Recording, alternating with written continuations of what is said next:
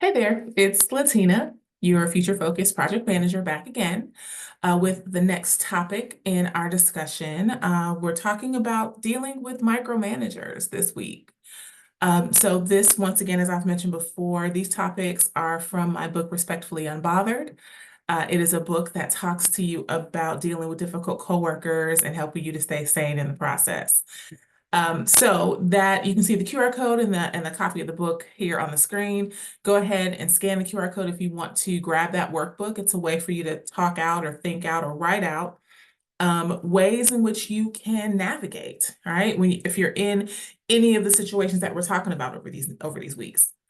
So talking about dealing with micromanagers. So I'm going to talk about this from two perspectives. I shouldn't be long, but I do have some notes I'm going to work through, and I'm going to talk through some things. I'm going to talk to this topic from the standpoint of you as the individual contributor dealing with a micromanager. And then I'm going to talk to you from the standpoint of if you are a micromanager and some ways to come out of that. Okay. Now, I have a perspective about micromanagement in general, which I'll get to, but let's start with dealing with micromanaging. And I'm not going to get into the minutia of what's the underlying cause of why a micromanager is a micromanager. There's so many reasons why a micromanager is a micromanager. But regardless of the reason why, you as an individual can build some strategy around it, right? Kind of like managing your manager, okay, is what I'm going to call it. So some tactics, and those tactics have a lot to do with you being aware of the movement of that person who is giving you that energy of being a micromanager. All right. So a couple of things I'm going to bring up, and then I invite you, please, let me know in the chat of some other tactics or techniques or processes that you have put in place if you've ever been in the situation where you've dealt with a micromanager. So first one thing you can do is you can be anticipatory. That word? Yeah. And proactively communicate. So you want to reduce that manager's feeling that of the need of checking in a lot by proactively communicating. So to reduce that anxiety, you can update before it's requested. Okay, maybe update a little more frequently. Proactive communication, again, will let the manager know that you're prepared and could actually get to the point where that manager hovers less because you're communicating more. Just putting that into place. If you know that person is that way and they're like constantly asking for updates all the time, like more frequently than would be reasonably necessary, they're not doing something at a milestone point, and I'll get to milestones in a second, that could be a tactic that you could use. Communicate more frequently. Next, request clarity on expectations. So you want to avoid any ambiguity whatsoever, even if you believe that you completely understand what it is you're being asked to do. You want to ask specifically what the task is, what does done look like, and ask for their level of involvement or suggest their level of involvement. So, based on what you're telling me, that I understand this to be this, this, and this. Is that correct? And I say, yes, that's absolutely correct. And you can say, okay, great. Well, why don't we check in once this at the beginning of the week, and then again, I'll give you an update at the end of the week. Is that okay? So you can offer that as an option that you're comfortable with, so that it doesn't feel like that person is constantly hovering or constantly being that micromanager. If you are either requesting their level of involvement or suggesting a level of involvement and coming to a mutual agreement about that. Another potential tactic is establish milestones if those aren't already established. Clarifying preset milestones for check-ins helps put everything back in control in terms of the communication flow. You're communicating at key milestones. And that actually goes right back up there with the previous bullet that I talked about. maybe you set up milestones. You say, here are milestone markers I recommend, and at these markers, this is where I will communicate with you status, and here's what that status will include. Okay. And then another possible tactic is propose structural workflows. And by that, I mean suggesting one-on-ones or check-ins or shared project trackers, something that's online that person can go to on a regular basis. So instead of coming to you all the time, they're going to that online tracker, and you are consistently updating that online tracker so that it can streamline communication. So you don't get those drive-bys, those daily interruptions of how's this going or how's that going. They can actually see it on the tracker. And if they do come to you, which, they may, you can say, hey, oh, that's a really great question. I just updated the tracker, or I updated the tracker yesterday. Now, did you see that? Oh, here, let me show you. And you go pull it up. So you're enforcing or reinforcing, excuse me, the structure that you put in place. Okay. So those are just a few ways in which you as the individual can manage the micromanager. All right. So let me know in the chat what you think about that, if that resonates with you at all. What are some other things maybe that you have done to manage that process? Now, let's get into the other half of this conversation. Now, to start this conversation, I have a confession to make. My name is Latina Lewis, and I'm a recovering micromanager. This is the part where you say, hello, Latina, like we're in a circle, in a group. So let me say this. I've become very self-aware. I've told you I've been in this career game for a couple of decades now. Project management is my jam. I absolutely love it.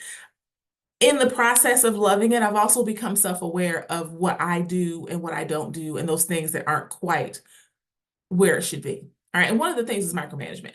Now, I would say, now I'm going to say this, somebody else might say different. I don't feel that I have been this like staunch micromanager from the standpoint of that, but I do in my head have a way that I see things being done. And particularly if I've done it before, like if I've been a consultant and I've done the work and now I'm managing the work, I have a tendency I feel myself being a little more instructional than I need to be, because I'm talking to people who know the job as well. And I forget that sometimes, or I have forgotten that sometimes. So I have made a very conscious effort to pump my brakes. Okay. Let me just keep it real, to pump my brakes and not do that. So, and stop saying, if I do it myself, it'll be faster. It's not about that, particularly when you're working within a timeline. As long as the timeline gets done, I mean, whether it's done faster or slower is of no consequence. So I am talking now to the person who is the micromanager, and maybe you are self-aware of it, or you're becoming self-aware of it because of maybe some of the vibes you're getting from your people, and you want to do something different. All right. Now, my book, Respectfully Unbothered, comes from the standpoint of helping the individual contributor who is dealing with the micromanager deal with that micromanager. So it comes from that perspective. So this is not in the book, but this is what I'm saying here, because I feel this is a good place to say this, a good spot to do this. And I'm really interested in knowing about some of you other recovering micromanagers, how you're doing. Okay, so let's talk about this. I'm a couple of tactics to help a recovering micromanager to stop. One, replace constant check-in with clear outcomes. So ask yourself this question: have I clearly defined what done actually means? Have I been clear? And not just clear in your head. Have you been clear in how you've communicated that final outcome, the definition of success, and the actual boundaries? Like, what is the buy-win? Is the buy-win Friday or not? Is it really Thursday? Then say that. Okay? Because if you don't, then you're going to look like a micromanager saying, is it done yet? Or asking for a status for something that isn't due yet. Okay, so again, this goes back to the first chapter of this book, but about self-awareness. Once you get self-aware, then you can ask yourself, have I clearly defined what done well and done well actually means, or done, period? And if not, then we need to make sure you clarify and make sure you're clear. All right. 2, move from task ownership to risk ownership. So you might be saying to yourself, micromanager, if I'm responsible, I need to touch everything. I got to touch it. I got to touch it all. You don't. Okay. You're burning yourself out. You have people that actually have a skill that they can do the work. All right. That's one of the, I think I mentioned this, I forget which section it was, but I talked about the fact that I have had some phenomenal consultants on my team that know their stuff. Let them do their stuff. Let them work in their bag. Let them cook. Okay. Let them do their thing. All right. So it's not about step back. Now, this is the pump your brakes one. Move from task ownership to risk ownership. Everybody, you don't have to own the task. You do own the risk, though. You as a project manager, you have done the risk assessment, either individually or with your team. So kind of the markers or the triggers for the risk. So that's what you're managing. That's what you're not managing the people. All right. Identify where the risk actually lives, decide where oversight might be necessary, because it might be, and then let those low risk tasks stay delegated to other people. You don't have to touch everything. Stop. Okay. These are things I've told myself. Okay. So when I tell you, I've told myself. So, and then ask yourself this question, what's the real risk if this is done differently than I would do it? Okay, because there's that part. If there's no risk, if it's just done differently and it still gets done, then back up. You're not in danger, girl. You're not. You're not. Dude, you're not in danger.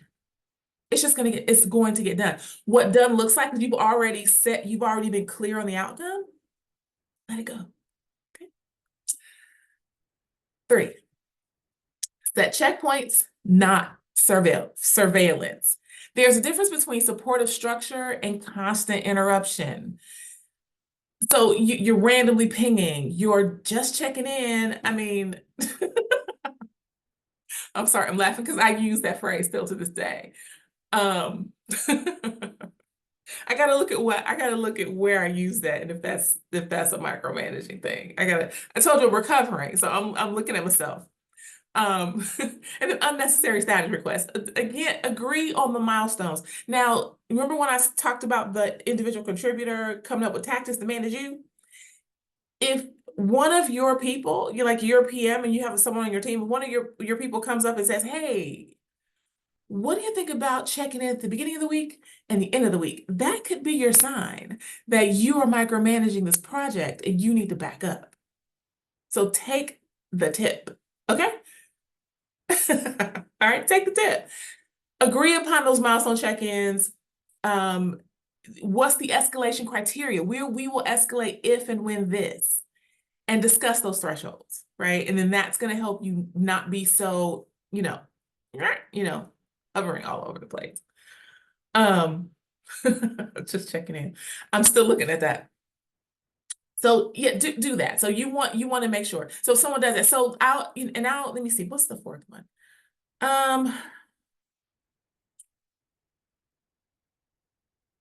So I'll share this story. I'll share it here. So I did have a situation where someone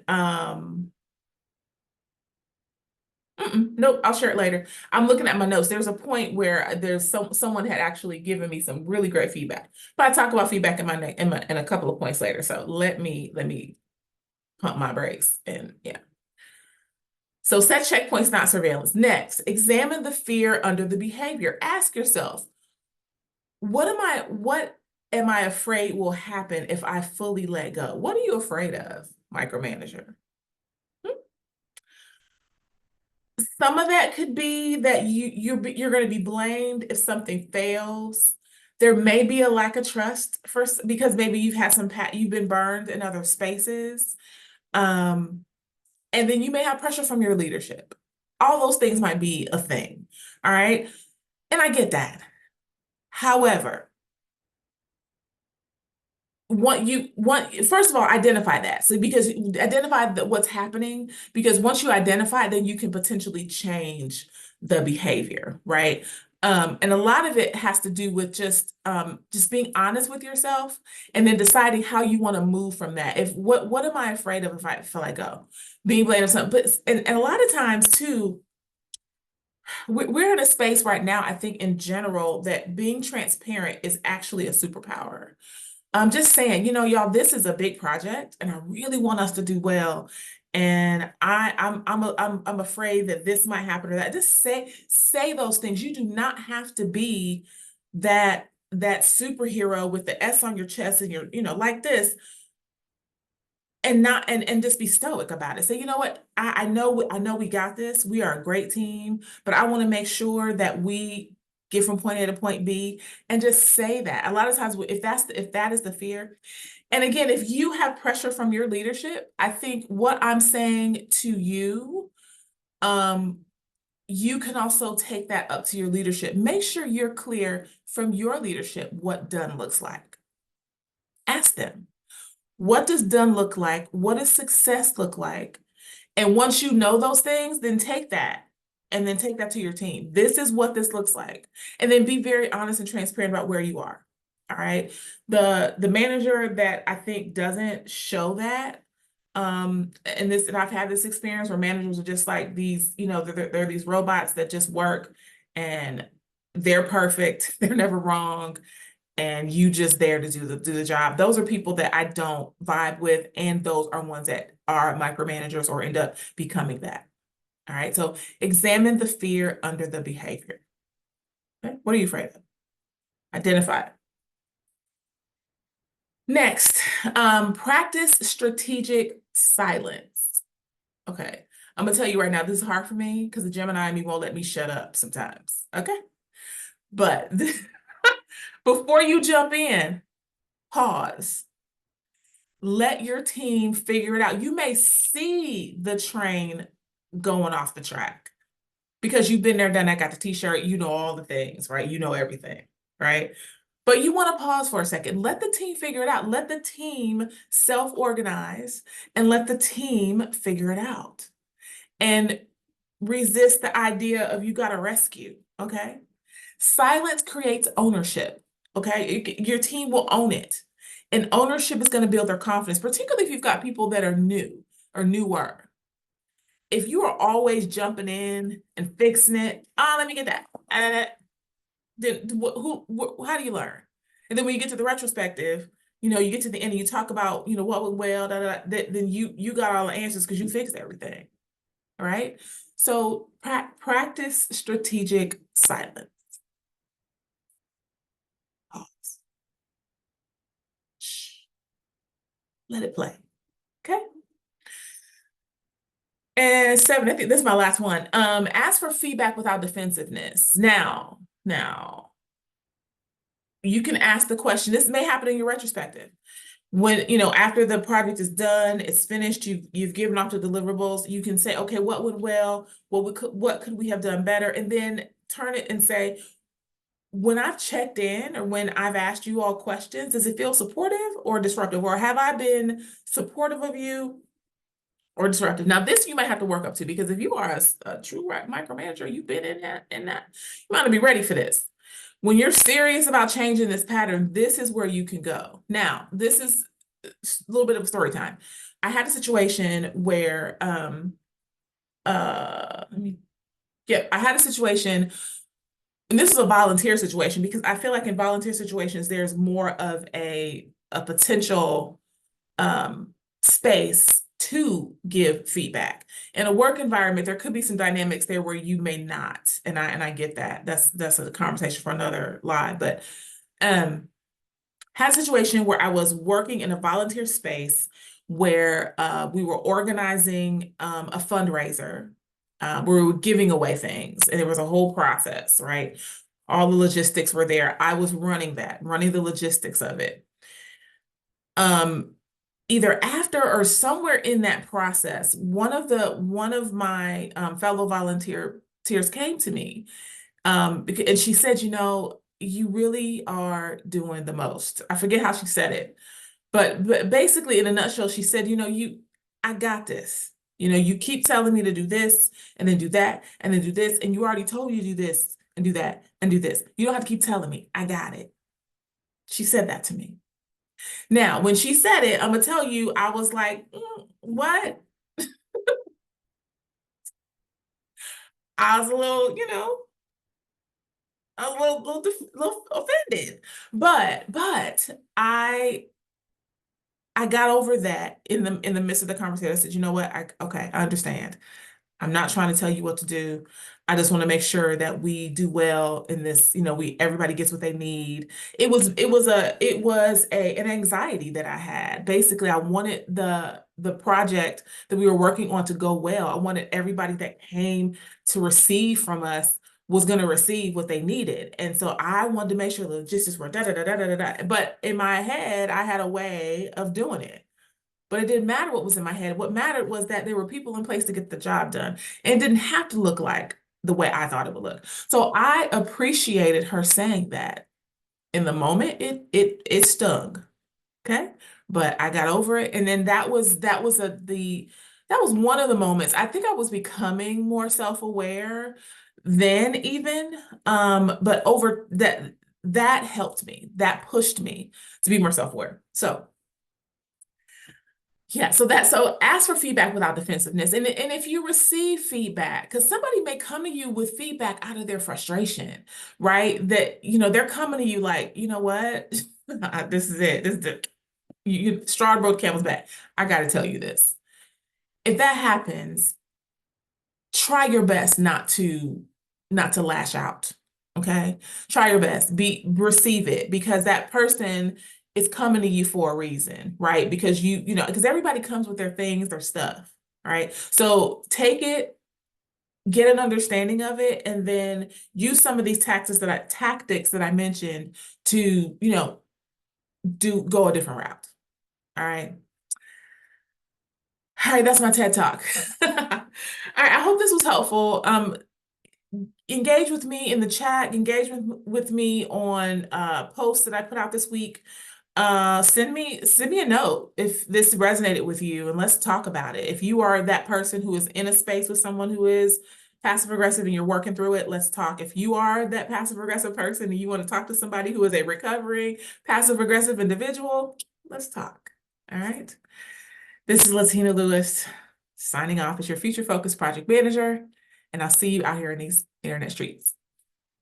Bye.